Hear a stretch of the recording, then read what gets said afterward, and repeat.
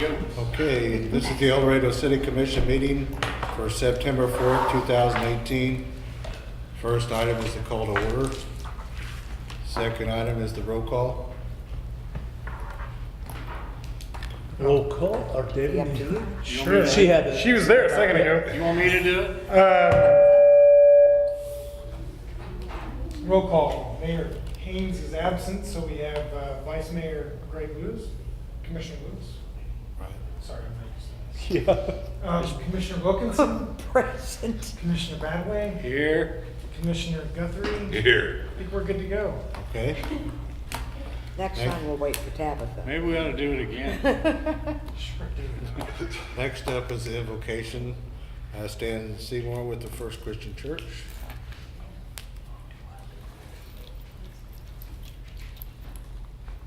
Would you bow with me in prayer? Father, as we come, we do thank you for Jesus, and Father, for the grace, the mercy, and love and kindness that we find in him. Father, I'm reminded that in your word we've been told that we can ask for wisdom, that you'll bless us with it. That's my prayer, Father, for these commissioners tonight, that you'll give them the wisdom they need as they discuss the affairs of this city. We'll thank you for it in Jesus' name. Amen. Amen. Thank you, Stan. Next is the Pledge of Allegiance. Pledge allegiance to the flag of the United States of America and to the republic for which it stands, one nation, under God, indivisible, with liberty and justice for all.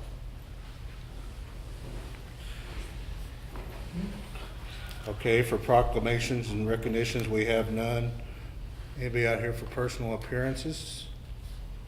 Do we have any scheduled for today? Okay, any public comment?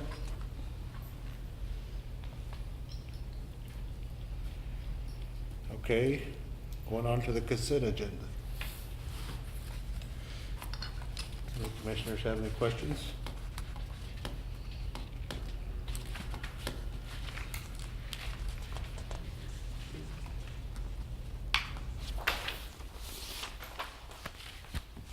If not, I call for a motion. I move that the consent agenda as presented be approved. Second. We have a first and a second. Are you ready for it? All in favor say aye. Aye. Okay, we don't have any old business. We're moving on to the new business. The Holiday Inn IRB and CID request. City Commission, this item is being brought to you today. We had a request for an industrial revenue bond and a community improvement district assignment. So there's two issues involved in the item that you're going to consider, or actually probably not consider tonight. But there are two actions that are included in the item. We have a request for an IRB, and the applicant had originally requested a 100% 10-year tax abatement for the Holiday Inn Express located here in El Dorado. That request was revised to a 70% 10-year tax abatement that we have here for discussion tonight. As part of the IRB process, the commission does have to conduct a public hearing. We had noticed tonight's meeting as the night for the public hearing, unknowing that the mayor was not going to be able to attend tonight's meeting. So the applicant is aware of the fact that we will not have a quorum. Commissioner Wilkinson will presumably also recuse herself from the item, as she's already explained to me. And so as a result of that, we will not have a quorum to take action on the agenda item. But bond counsel has informed us that we can go ahead and conduct a public hearing if you choose to do so, or we can recess that to the next meeting. The applicant is present and would like to make a brief presentation nonetheless. And then if you elect to move that forward to the next meeting, he would like to make a presentation again at that point in time as well. So I'll take any questions on procedural matters first, and then if need be, I can dive into the contents of the item. And this is just for me. Sure. So the fact that Commissioner Wilkinson is sitting there does not constitute a quorum? Really? I learned something. I thought if she was sitting there and then abstained, we still had a quorum. I don't think so. Okay, well, She's not participating, right? You're not participating at all in the conversation. No, You're abstaining entirely. I'm sitting there but, comfortably just but she's still watching. here. Yeah, but she's not participating in the conversation. Okay. I would Or have, participating in the vote at all. Like, I'd the vote have wouldn't- lost money on that. Do you want me to leave? No, I absolutely, mean, not. No, absolutely not. I We're just fine. was, this was just from, because I was wrong. I thought, in the case of an abstention, It goes. now if she got up and left the room, right, we don't have a quorum, in fact, the meeting's over. But the fact that she's still sitting here, I thought constituted a quorum. But that's fine. If you say it that way, I defer to you. I see the position that you're taking. I don't know that I disagree with what you're saying. I don't know that I disagree with the fact that if she stays in the room and stays present, you don't have a quorum, and then you can't act. I don't know that I know what level of approval the commission needs at this stage. I'm not gonna argue with you, dear, because David, did he majority vote to approve this? That's correct. So majority voting two to one. I didn't mean to cause No, trouble. that's okay. No. That's a good question. You know. No, it is a good question. I wasn't as prepared for that question as I probably should be, but, I think because you have a quorum present to hold the meeting, I think you have a quorum present to hear, and you probably have a quorum present to act if you want, but she's abstaining present. Well, and So I I would- understand what you're saying. And I would prefer the mayor to be here too, so maybe I should have just shut up and not said anything. Because he's right, if you don't have a quorum to vote, not have a quorum to meeting. So, you're not wrong. Now, do you Well, want, You guys can elect to do, I guess the question then becomes, you can elect to still move everything to the later, when you have a full panel. That's up to you, but Nick's not wrong in what he's saying. You have a quorum to have the meeting, so you have a quorum to Right. act. I mean, I would prefer to just Did you hear that? have this whole conversation. Yes, no, I did hear that. You're exactly right. that you're not wrong? Yes, I've we've said heard that numerous times in my life, I know that. I mean, I personally But you feel didn't that, mean it till tonight. I personally feel that Vince needs to be here for the whole I do too. conversation. I was not just the end result. I think he would benefit just as much as I would from hearing everything at once. Okay. Now, Commissioner, do you want to have a presentation so we can? open- Absolutely. Go ahead.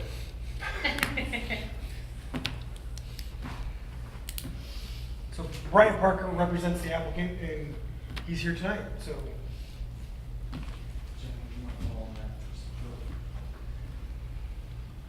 Evening, Commissioners. My name is Brian Parker. I'm the attorney for the applicant, Liberty Hotel Group.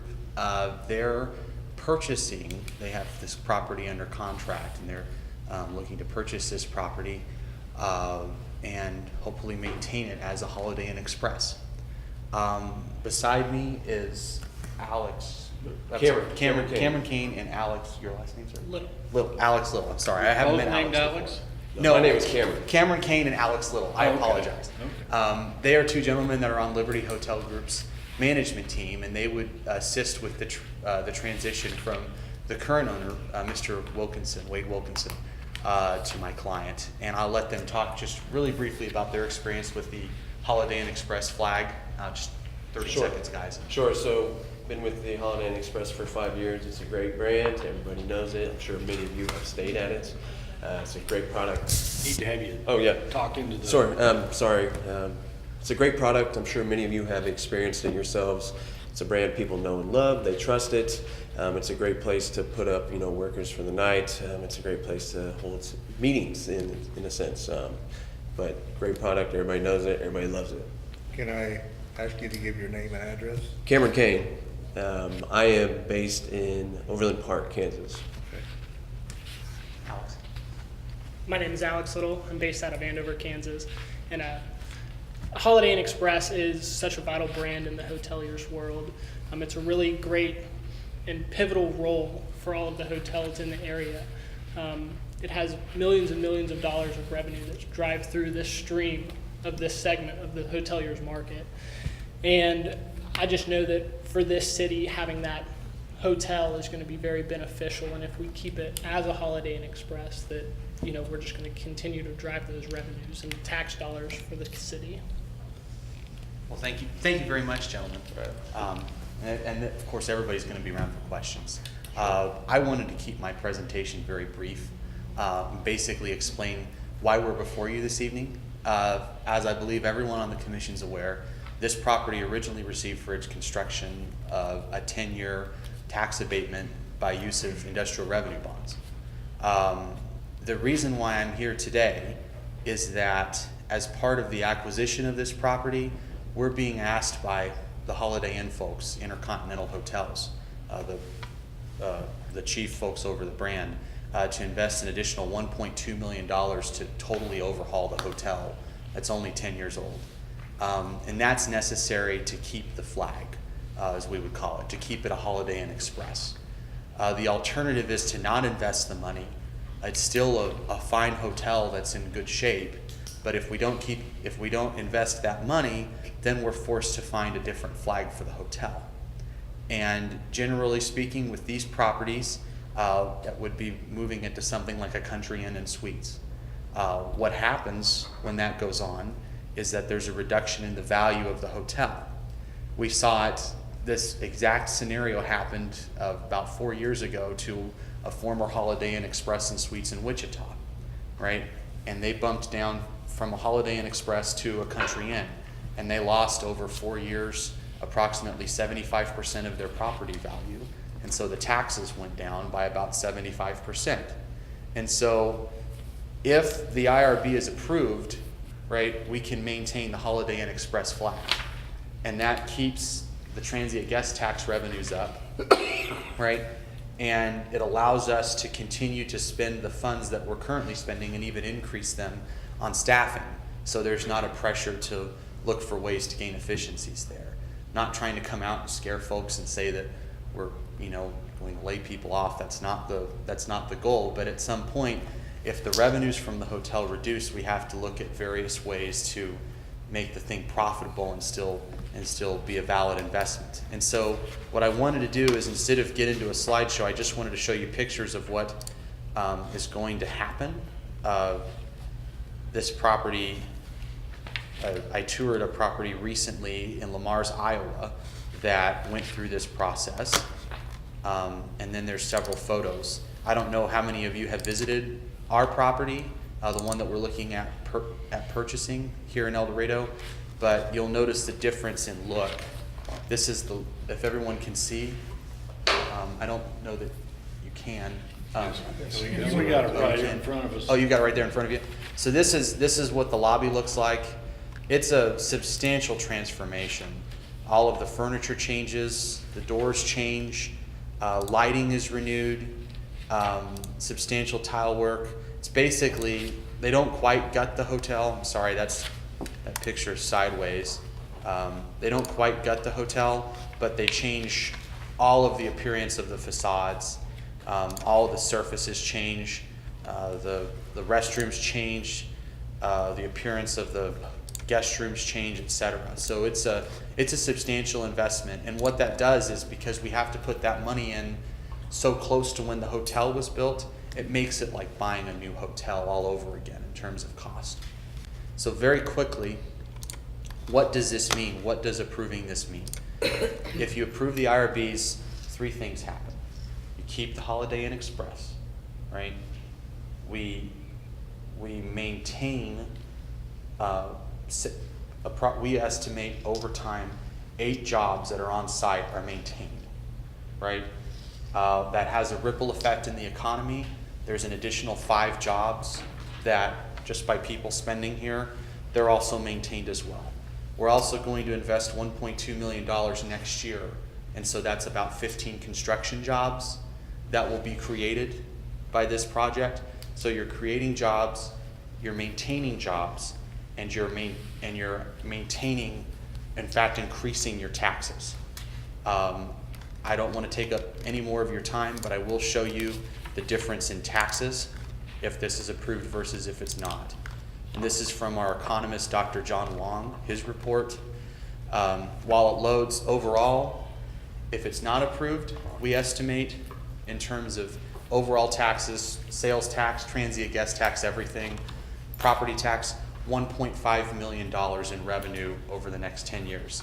If it is approved, assuming the current revenue out of the property with a very modest increase, we're looking at about $3.1 million in terms of sales tax, transient guest tax, and property tax. And what that means to El Dorado, this is the one thing I wanted to pull up. If I can zoom out. So if the total property tax for the property, if you all can see where my cursor is, if it's approved, the property tax, sales tax, and transient guest tax over 10 years, we estimate $3,071,000. And if it's not approved, we estimate $1.5 million. And then if it's approved for the city of El Dorado, we estimate $1.339 million over the 10 years period in taxes. And then if it's not approved, that reduces down to $673,000.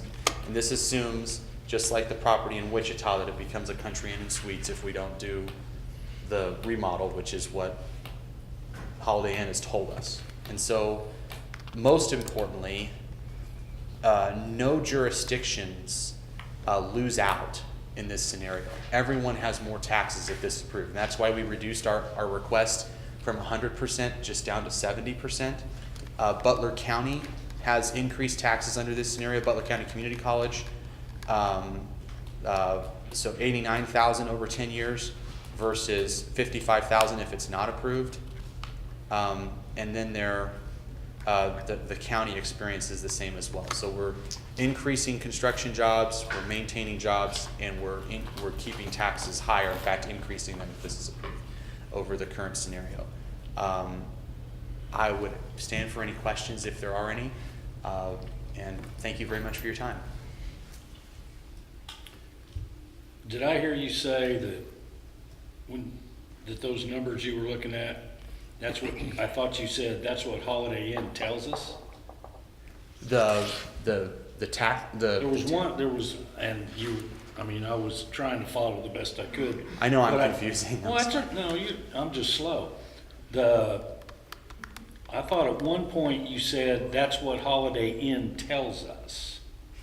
Okay, Holiday Inn tells us we have to do the $1.2 million remodel. I get that. Right. But I thought you were saying, and I thought it was if you went with this other flag, that Holiday Inn told you that, okay, if you don't have Holiday Inn and you go with this other flag, then you're going to do this much less business. We actually, no. That ain't where you got that number? No, what we did is instead of trusting what anyone told us, we went over, my mother represents Sedgwick County, she's their property tax attorney, and I knew that one of these properties had gone through this transition.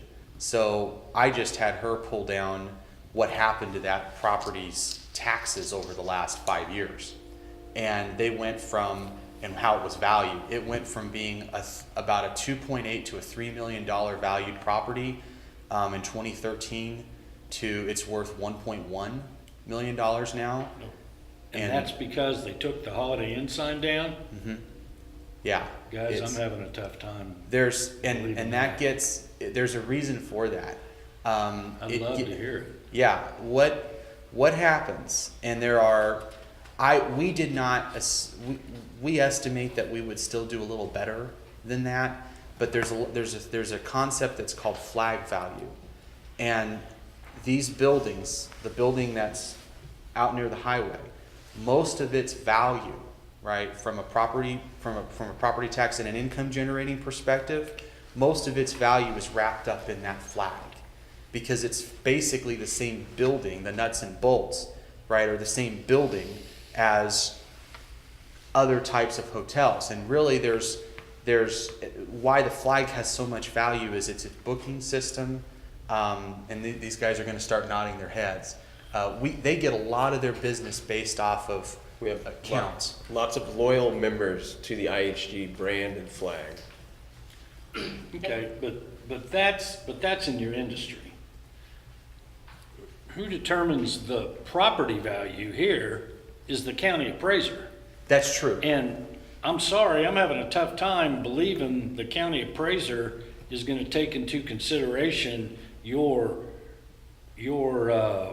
reservation system and your sign, and I'm just having a tough time buying that, I'm sorry. Oh, no, and I'm glad you brought it up. They look at because the building and they look at the lot and they look at the square feet and I'm sure they look at the condition and they go, okay, that building's worth X. I mean, I don't care if it's Holiday Inn or Trump Tower or whatever it is, that's what that building's worth. And there is that's an excellent question, right? I think part of what drove the value down in Sedgwick County, right, was a dramatic loss in income. Valuation is a little more on this structure, right? There's 3 approaches to valuing property. There's the income approach, there's the cost approach, and there's the market approach, right? What happens when you lose the Holiday Inn Express flag, right? Our revenue projections in year 1 go down from 1.6 to 1.2, right? That's because there's going to be some transition time with folks that have already made reservations.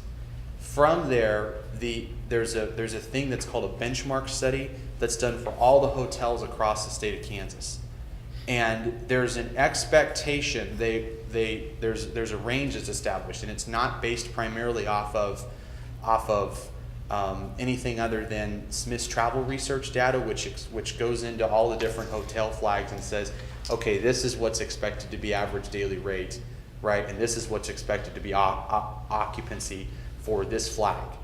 And what happens is that there's a range, right? Holiday Inn Express is an upper mid-scale property, but it sits at the premium end of the upper mid-scale property range, right? If we have to move to Country Inn and Suites, we move down that range. So our average daily rate, we project, will decrease by about 25 to 30% because we can't command the premium rate.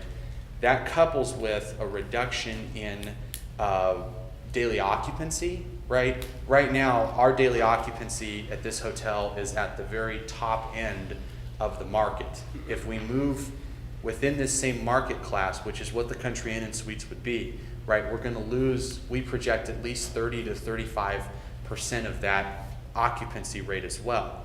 And so what happens is, right, the property valuation methodology, right, I'm kind of, I mean, this is my understanding of it, and I have been involved in this in the past. The methodology, it captures that income, because a lot of these properties are primarily valued on the income approach because of the recognition of flag value, I think, under the USPAP standards.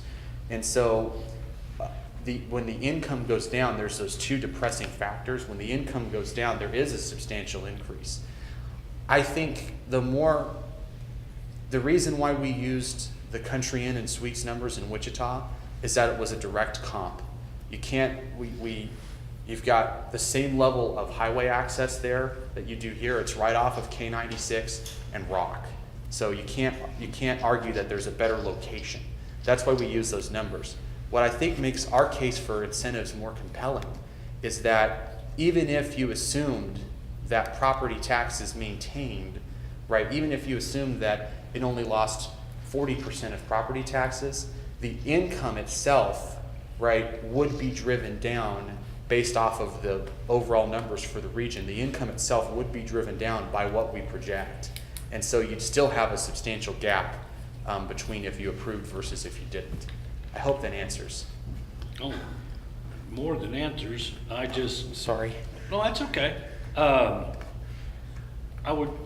What made me even bring that up is when, at the beginning of your presentation, when you said if you don't get this tax abatement, that your property value would diminish 75%. Because I wrote that down. And that would be over time. I'm so sorry. Oh, okay, because I'm thinking, damn. It would step down over, and that's what our model predicts. we would predict that that the appraiser's office would look at us on a yearly basis, and we're fairly forthcoming on our income, right? And so we would show them the reduction in income, and then there would be a corresponding reduction in value. That's what the assumption would be. But it wouldn't happen overnight. It would happen over the course of 3 to 4 years as the market repriced this. I mean, I've lived here a long time. I own some commercial property in this town. Mine doesn't go down at all. And It goes up every year. and the way they value these hotels, it is finicky. They are probably, I would argue that hotels and mineral rights are the most difficult. Hotels, mineral rights, and your refinery, those are the 3 most difficult things to value because there's so much wrapped up. I can tell you that Tricia, my mom, over in Sedgwick County, probably 30 to 40% of the cases that Sedgwick County litigates are over these hotels because it's so difficult to wrap your hands around them. It's not like traditional commercial real estate. Thank you. So you're asking for a tax abatement on the purchase of the property? Yes, but only 70%. Only for 70% of that, not the full 100%. Okay.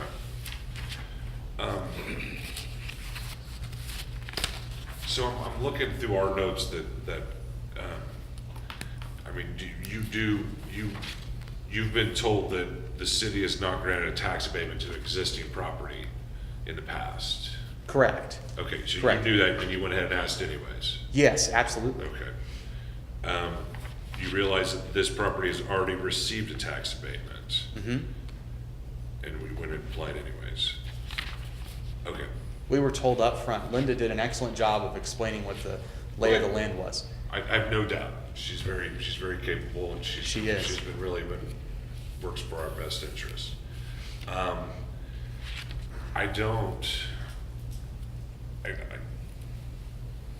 don't know. Does it? There's a reason Because, why. well, I think that our math that we use as when we are, for our property taxes and whatnot, and what you're projecting your math is gonna say, just doesn't jive. I think Personally. that, sure, and Personally. oh, absolutely, and I think the more compelling case, right? Disbelieve what we presented on the property tax. I took the numbers directly from Sedgwick County on the comp, right? Yeah. Let's say that the appraiser, I think it would be a deviation from its standard practice to keep the property value equal to what it is if it loses the flag. I think that's legally undefendable, but let's just say they did that. The loss in revenue alone out of transient guest tax, right? You guys have a 5% transient guest tax. And if you take that with the 1 cent city sales tax, right, the increased sales, which I don't think anyone could dispute between a Holiday Inn and a Country Inn and Suites, right? The increased sales taxes alone place the city ahead if it's approved. I can show you those numbers No, all day. and I think that uniquely, that from situation to situation, Yeah. that's different. Where you're at, we're at Rock and K96, right? Is that what your comp was right there? Uh-huh. I mean, the truth is that a lot of our transient tax dollars come in when we have turnaround. Sure. And so when turnaround happens, your occupancy goes up. When we don't have turnaround, which we demonstrated last year, the occupancy is not high. It stays down because that's your main customer. And what months is turnaround? It's not months. It's strategic times. Right. It's like there'll be one this year. There's one coming up in about 2 weeks, and then in next year there might be a small outage, but not very big ones. And then 3 years from now there'll be another big one where there's 1,600 people in town working on the refinery. I don't know. I guess I guess in the end, I don't know if you convinced me enough to let you have it. So, If I may add one, Yeah, sure. right, I hope, because I want to add to the conversation. Yeah. Right, and state the case, right?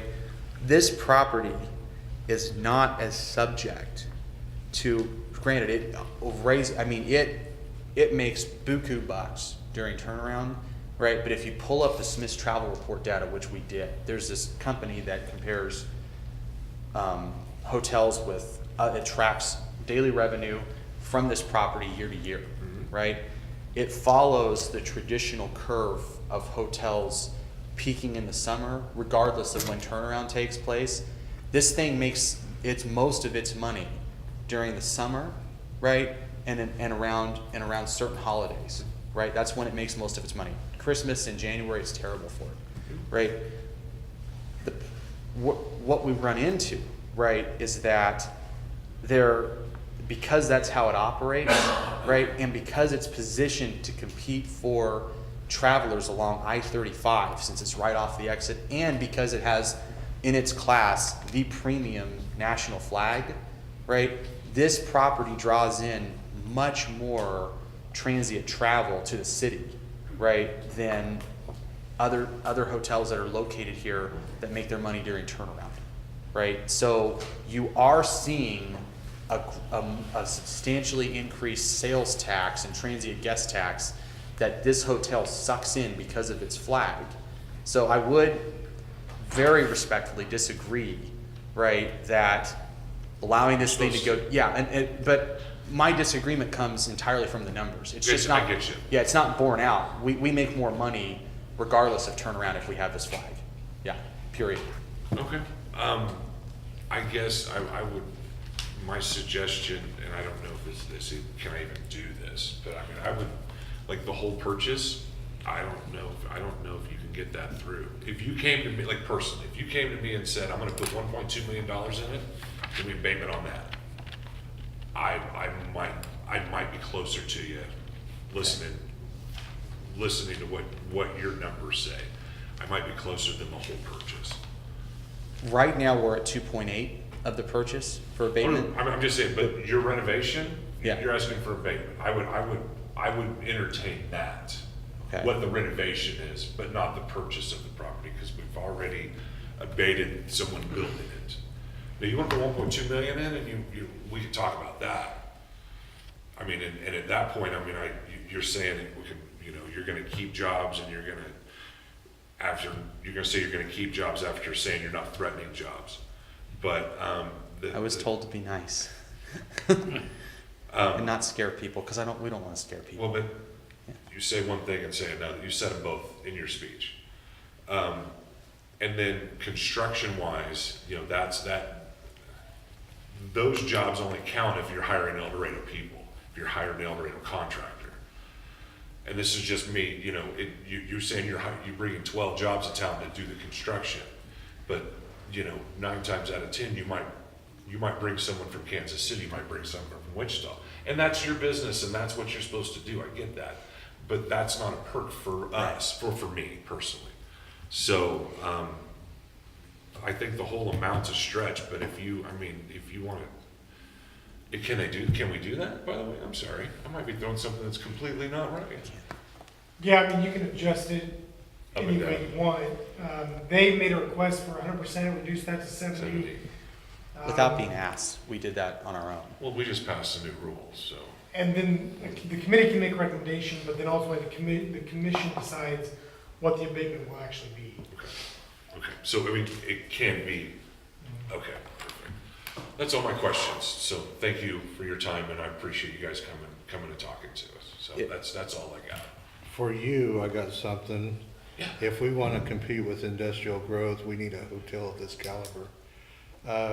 I bring in people every week that don't stay in El Dorado, they stay in Wichita because of the caliber of hotels. We need a caliber like this one, Holiday Inn Express in El Dorado, to bring those type of people in. They use their travel cards with the hotel, they gain their points. You put a Country Inn and Suites and they don't have a program like that.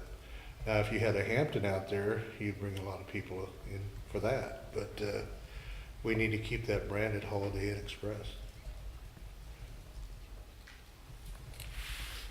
Okay.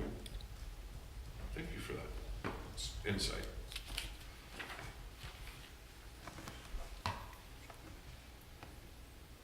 Well, I think what staff would recommend you do is table the matter until the next meeting. The mayor will be in attendance at that meeting, will have a quorum to take action on this specific item, and the applicant is aware of that and confirm it. Are we holding a public hearing tonight? Well, yeah, you can. It was noticed for that. So I guess after this dialogue here, we can open that and then just recess it or adjourn it to continue at that subsequent next meeting as well, if you'd like. You know me, Mr. Rule follower. I already told you you weren't wrong once tonight. Don't She's not doing it again. You're not getting a second.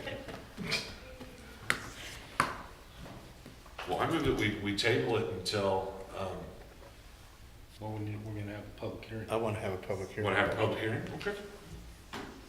Thank you. Thank you. Thank you, gentlemen. Okay, commissioners, I'd like to open it up for a public hearing. Is there something that's supposed to be read? No, No, okay. that's it. Nobody's coming up. Last chance. Okay, I'm going to close the public hearing. Go ahead. What's your motion? I move that we table this until, the next regular city commission meeting. Second. I got a first and a second.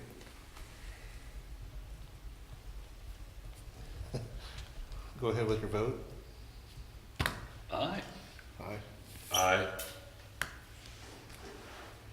3-0.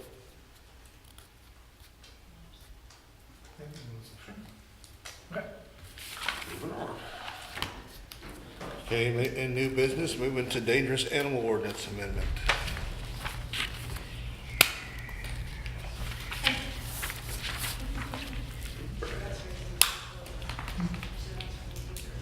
Well, I don't know how to follow that up, but,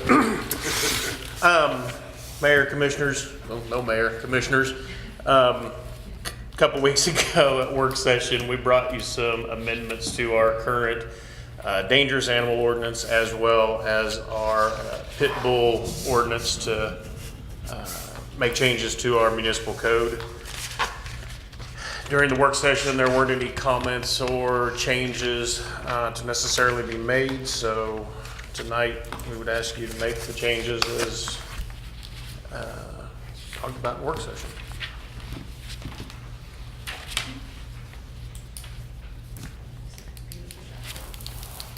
Well, Brad, you we wanna, did part of that. Brad, Sir, you wanna just touch on any? I can. Any changes to the, we added some definitions.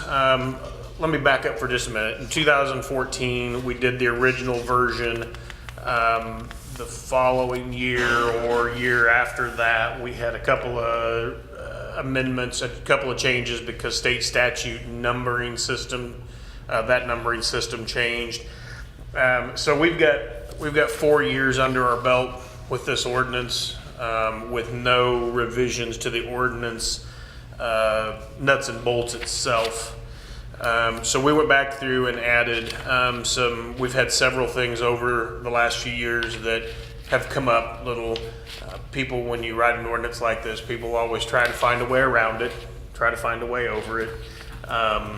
There've been good questions come up about service animals and assistance dogs, all sorts of questions about that. Service animal verification, because there are lots of phony service animal verification outlets where you can go online and for $39.95, your dog too can be a service animal, which isn't exactly how it works. And so we've gone through and identified some of those. For the last 25 years, we've always struggled with actually physically identifying a pit bull. It was a lot more, we had it a lot more when we had a full-on ban of the breed, but when we went to permitting and regulating the breed and actually allowing the breed in town, those numbers went way down. So somebody that said their dog wasn't a pit bull 5 years ago, guess what?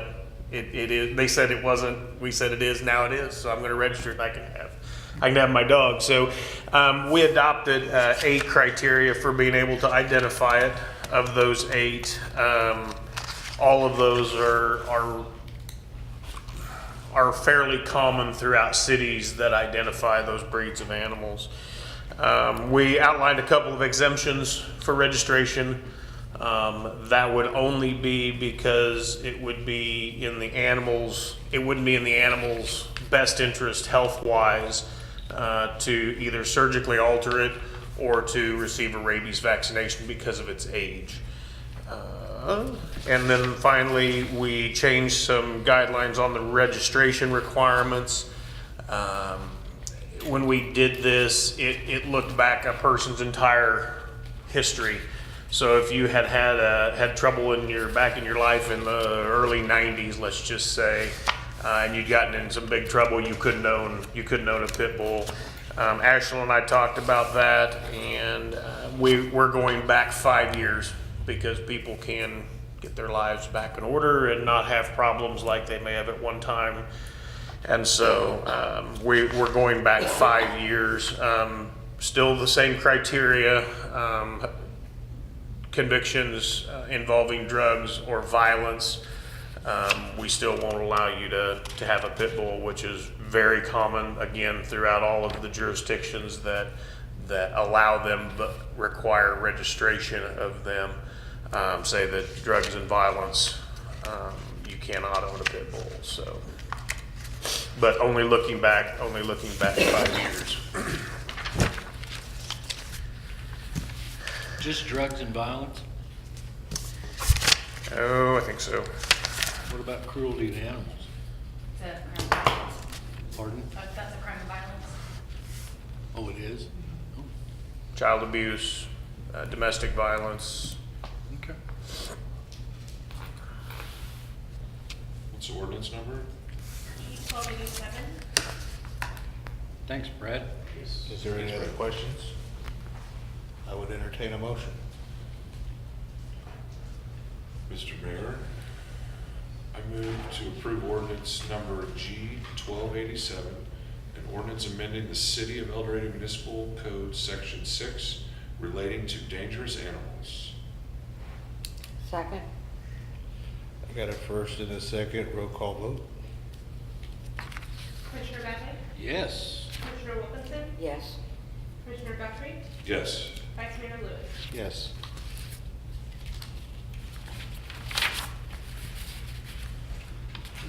Next on the business is contractor registration. Yes, Vice Mayor and Commissioners. This is a initiative we're asking you to consider starting January of 2019, and it's looking at registration of contractors in the city of El Dorado.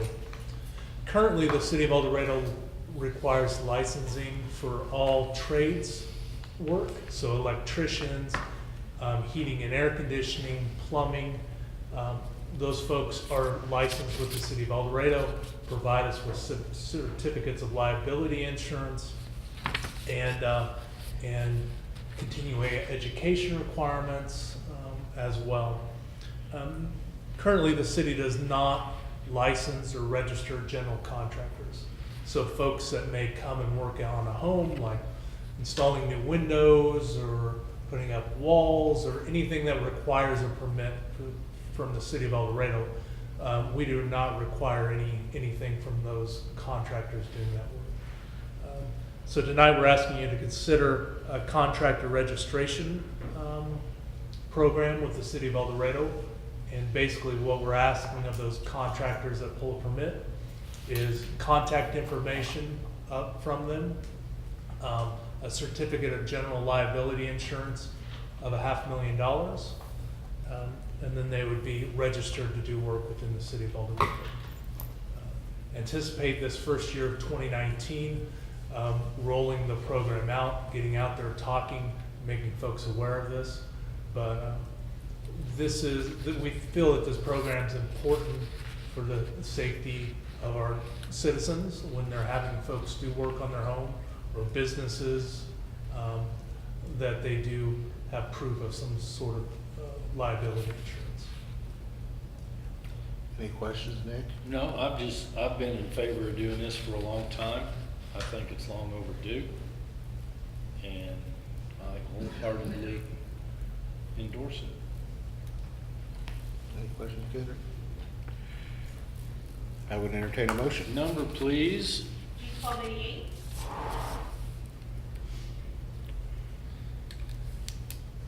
I move that ordinance number G1288, an ordinance adopting amendments to chapter 15.03, contractors' licenses of the City of El Dorado Municipal Code, be approved. Second?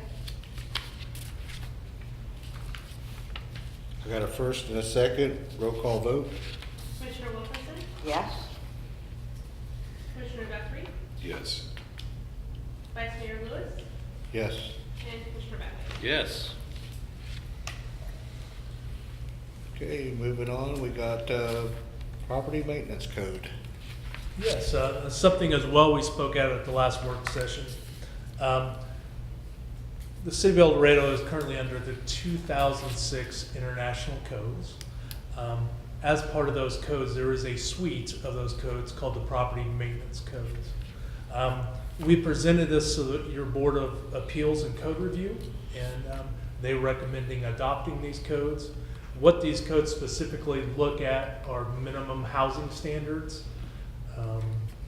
so that faucets operate correctly. There's not debris and garbage outside, plumbing fixtures work, structures are safe and sound. Basically, it's word for word with your current adopted municipal code from minimum housing standards. One section of this that we think will be very helpful, and Code Enforcement Officer Sarah Hagan is here tonight too, if you all have any questions of some of the things she encounters out there in her duty, is what this would give us the ability to do is to, once a owner of a building is cited for an issue, for a nuisance, that they are not allowed to transfer ownership. And then we start that process again with a new owner. This code specifically spells out that if there is a notice of violation, it would be unlawful for that person to sell it, lease it, transfer ownership, mortgage it out without an affidavit by a notary signing that those people taking over an interest in that property are aware of all of those conditions that have been cited. So the buyer would have to sign a document saying that they're aware of all that. They're aware of all that. They are going to remedy all of those issues and take over responsibility. That's okay, because that's two different things. Being aware of it and saying you're going to fix everything is two different things. So the document says that we're aware of it and we will fix it. Yeah, here, let me read it word for Okay. word, just so you all. It's unlawful for any owner of any dwelling unit or structure who has received a compliance order or upon whom a notice of violation has been served to sell, transfer, mortgage, lease, or otherwise dispose of such dwelling unit or structure to another until the provisions of the compliance order or notice of violation have been complied with, or until such owner shall first furnish the grantee, transferee, mortgagee, or leasee a true copy of any compliance order or notice of violation issued by the code official, and shall furnish to the code official a signed and notarized statement from the grantee, transferee, mortgagee, or leasee acknowledging the receipt of such compliance order or notice of violation and fully accepting the responsibility without condition for making the corrections or repairs required by such compliance order or notice of violation. you want to summarize that in 3 words or less? So I just want to read it word for word, but what that is, they cannot transfer, they have to make those people aware, and then in turn, they have to sign a consent saying that they're aware that there are these violations, and by being a potential new owner, they are agreeing that they will remedy those conditions. Within the time That's what you allotment that was already understand, given. don't you? Yeah, once they become an owner or occupier, then the responsibility then shifts. So this mechanism Okay. allows for the awareness of that shift and for everybody to be on the same page about what's happening, right, Scott? Yeah, so what, and Sarah may be able to add more to this, but what we have seen out there is there'll be a list of issues. And we've worked for months to get some of those issues resolved. And through the process of notification, timeframes, getting in front of municipal court, that takes a long period of time. And then next thing we find out, ownership is transferred. I don't have it anymore. And it's not, and the process has to start over again. And it's not efficient for staff. It's not a good message to send the citizens when they continually call and say, why isn't something being done? And we try to explain this to them. So we think this just makes us a lot more efficient and effective in getting out there and trying to get some of these issues addressed. I think it's great as long as it's enforceable. Well, that's, and I guess that was gonna be my question was, is Can you how come is- up and speak? How is that going to, who's going to monitor that? Let's say we've got, you're through the process, this person has 30 days or whatever to remedy something. And then they go and try to transfer the deed. Who's gonna monitor and go, oh, wait a minute, you've got something going on here. How is that being, how does that get I tracked? think the city's issue would still be with that owner that was cited. It would have nothing to do with the transfer of ownership. That would be between those two parties, but our issues would still be with that owner. But if that guy doesn't say anything, I'm gonna sell you this property for $5,000.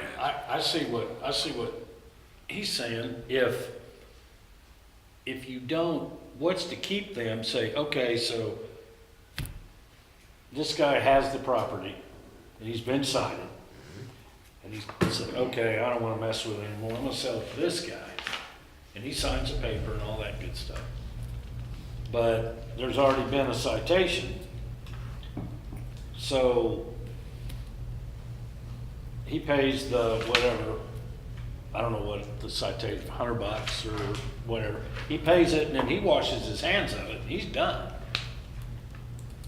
So what's to keep, but we didn't keep him from transferring that. So now you got a new owner that has, the same issues. Right. But just because you have a citation on the Because you first didn't keep him from transferring the property, right? Right. Unless, the only way to do that is if somehow, some way, there's a way to attach something to the deed and record it up at the Register of Deeds so it shows up in a title search. Do you have an answer to that, Sarah? Yes, I do. Okay. So basically, from the start, if I find a house that needs to be fixed or demolished, I send a letter to the property owner telling them that they need to get this issue addressed. In the letter, addition to all the ordinances that says why their property is in need of repair, I will include this information as well. If you transfer ownership, this also needs to take place. So they have a copy of the ordinance. And also I'll state it in the violation letter up top, what ordinance number it is. So then later on down the road, if they don't fix it, I will issue them a citation for it. If they decide that they're gonna change ownerships of it, I will know about it, and they will get a ticket for it because we've adopted the ordinance. So Okay. then they'll they'll get a double ticket, basically. And then I may have to start the process over, but this will hopefully make it where I don't have to start the process over. And I don't know how many times we have heard, and I know Sarah's heard a lot more, is properties transferred that new owner is completely unaware that there's all kinds of problems, or stickers have been pulled off windows or what have you. And really by adopting this suite, it gets us in line with the rest of our international codes. And we think that's a good thing moving forward, that we have one suite, that when it's the time to make the update to a new edition, that this suite would follow it. And really, it just helps us, that one paragraph, I think, will give us the ability to help us be more efficient.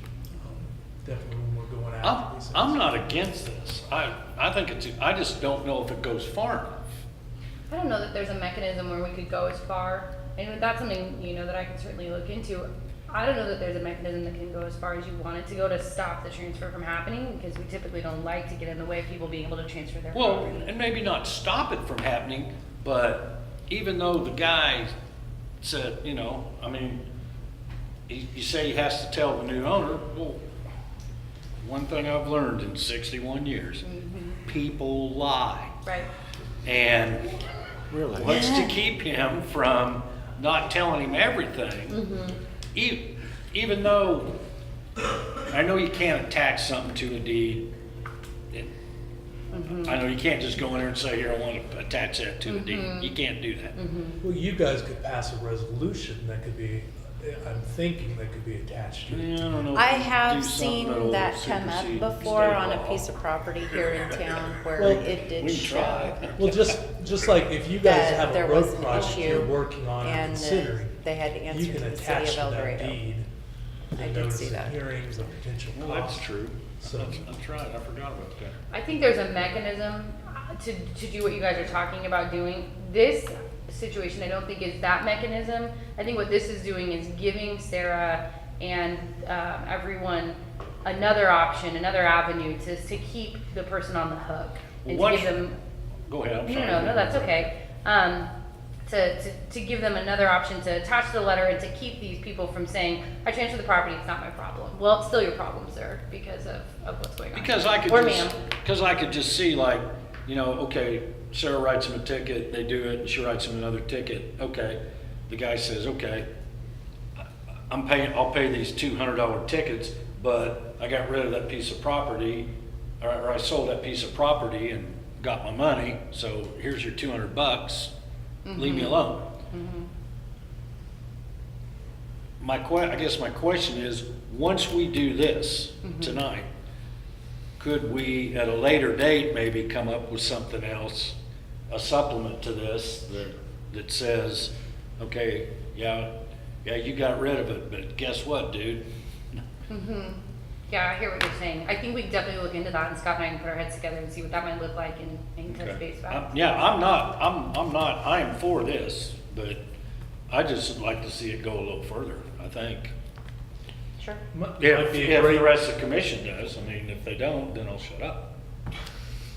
might be a great time to discuss when we talk about the number of red stickered homes we have and maybe a plan to move forward with some of those and then just have that discussion as well.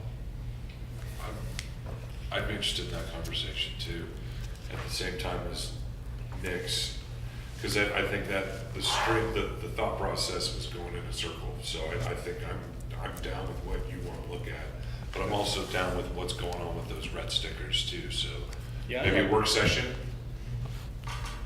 Give you some time to kind of sort it out. That'd be a good one. As long as we've got 3. You can call it the liar, liar, pants on fire. Yes. We'll just call it dilapidated housing. I kind of like the charm of it. So does the commission want to move forward with this motion or table it? I'm ready to Want make the motion. Go ahead. Yes. Okay, I would entertain a motion. 1289. I move that ordinance number G1289, an ordinance adopting the 2006 edition of the International Property Maintenance Code, to Chapter 15.04.040 of the City of El Dorado Municipal Code be approved. Second. Okay, got a first and a second. Roll call vote. Commissioner Guthrie, Yes. Vice Mayor Lewis, Yes. Commissioner Badway, Yes. Commissioner Wilkinson. Yes. Thank you. That passes. Okay, next we have reports, city commissioners. Kendra, do you have anything to report? I have none to report. Okay, I take that back. okay, Kendra. Oh, what? I took it back. I do have something. Okay, go. Shoot. I posted on Facebook about the vandalism at Summit Park. I asked you all to share it with others. I have learned this evening that there has been no more vandalism, which is awesome. So between the public and the police, they're keeping an eye on the parks. However, if you do know anybody responsible for the vandalism at Summit or any of the other parks, you need to call not only the police, but Crime Stoppers. But I need a number. What's the Crime Stoppers number, Kurt? 321-1080. Okay, the number for Crime Stoppers is 321-1080. So if you have any info, give them a call. Second thing, grass clippings in the streets. Yes, I believe Mr. Badway Say it isn't so. has said it before, but people blow the grass clippings back into your yard. It works as mulch. It is good for your yard. It does absolutely nothing for the street that you blow it in. And it's bad for the storm sewers. Yes, and even motorcycles, wet grass, grass clippings, not good. Grass belongs on grass, not in the street. So grass and grass, good. Grass and street, Not bad. bad. There you go. Okay. Good Okay, job, I'm good job, done. Nick. That's twice you were right tonight. 3. No, 3 times. Your turn. I was gonna talk about grass clippings, so I'm good. Matt, do you have anything? I was reminded this weekend of all of the sports and the things that we have going on in town with the college and the high schools. So I know football started. I want to encourage everybody to go out and catch a game, watch these kids play, both at the college and at the high school. Volleyball, there's cross country, there's all kinds of stuff going on in town. And I'm glad that college is back in and these kids are back in town. So got that. And I don't have anything else here. I haven't had any of my meetings yet, so. Go Wildcats. I don't have anything either. City manager's report. I just have a few things. Some good news, a couple things about water. The free chlorine will end this week, so we will get our high quality water back. You won't be smelling or tasting chlorine anymore. We've completed that for the year, and so until next year, we'll say goodbye to free chlorine. Kind of another related water thing, the McCollum Water Tower project will soon be coming to an end. As you recall, that water tower was painted on the inside. It had been deteriorating, and we got in and got that painted up. But while that project is going on, it's been empty. And if that tower is empty, the folks on the north end of town experience lower water pressures. The good news is that project is going to be coming to an end here soon, and the tower will be filled, and then the water pressure in the north end will be back to normal. The delay has been, ironically, the water in the air. The humidity makes it difficult to sandblast the inside of the tower, and as a result of that, the project's been delayed. So hopefully that one will be coming to a close here soon, and water pressure in the north end of town will be restored back to order. We have received word from KDOT, at least this is not exactly good news, but we've received word from KDOT that we will not be receiving some City Connecting Links funds for a project at Main and McCollum. That project was submitted by the city to help accommodate school traffic. So because we aren't getting those funds for that project, we do ask people to be mindful as they leave and go to both the high school and the middle school, particularly in the morning and in the early afternoon as school is getting into session and as it is getting out of session.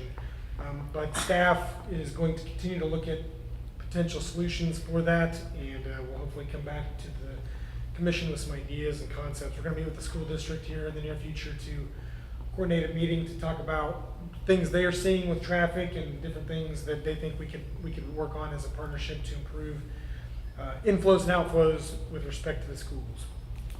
Commissioner Guthrie mentioned the sports season is back in session, particularly for USD 490 and BCC as it relates to football.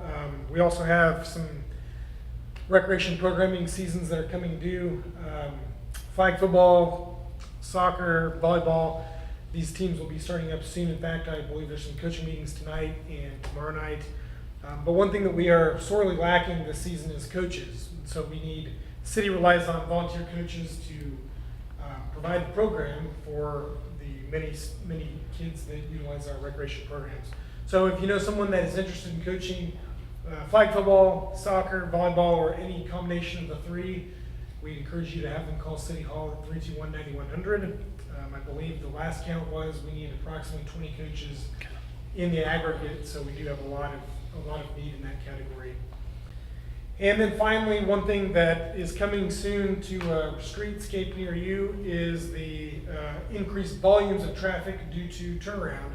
Holly Fund 2 will be commencing turnaround activities very soon, and at their peak, we'll have about 1,300 additional people in town as they do their maintenance on the refinery. So what that means is there's going to be more people in the streets, so we ask people to be mindful of that. It may take a little bit longer to get to and fro, but if people are cautious, we'll make sure that there's no accidents, hopefully throughout that period of time. So with that, that's all I have. I'll stand for questions. So we haven't met with the school district yet of what they're saying? Have not, in fact, at the meeting today, over lunch hour, I chatted with Kellen and he was gonna check his calendars and see what time would work best for both of us. Okay. I've been to all the other schools. I went up at 3 o'clock today and sat at Grandview and kind of watched that. So you do have staff that's been out watching in the mornings and Right. when school gets out to try to see if we pick up on anything. Did you see anything? I mean, I haven't been there for that yet. I can just only imagine. Not really bad. Okay, in good. my opinion. Okay. Next up is executive session. How long do you need? 15 minutes. Entertain a motion. Me? Is that enough? 15? Let's give them 20. Okay. We just need 15 really. Okay. I move to recess into executive session pursuant to the attorney-client privilege exception under KSA 75-4319B2 to discuss pending legal matters and to reconvene the meeting at 7:55 p.m. in the City Commission room. Second. All in favor? Aye.